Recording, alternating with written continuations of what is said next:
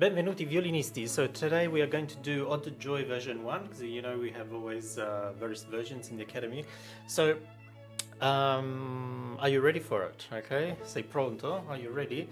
So we're going to do this now. Let's have our quick analysis as we always do. So we got the treble clef, chiave di violino, the key of the violin, that's ours. It's there. Luckily, otherwise we were playing another instrument. Next thing, let's look at the sharps. We've got F sharp and C sharps. Let's look through, where are they? Circle them, print out this piece. Make sure that you do them right. So we'll just go through them quickly. So F sharp on the D string will be here. F sharp and C sharp on the A string will be here. If not, if you do it like that, that will be C natural. Okay, we're looking at C sharp and F sharp. And then, of course, F sharp on the E string is here. Otherwise, if you put your finger here, it will be F natural. Okay, so a little recap is always good. Then next thing, what are we looking at? The time signature. Time signature is 4/4. What does that mean?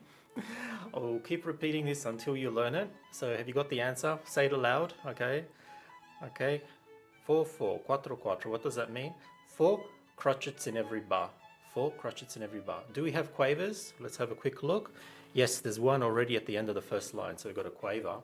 What does that mean? So instead of 4 crotchets in every bar, we're going to count 8 quavers in every bar. Okay, so that makes it a lot easier. And that's why I've got the metronome saying little quaver at 70. That means that we have to hear the metronome clicks 8 times in every bar.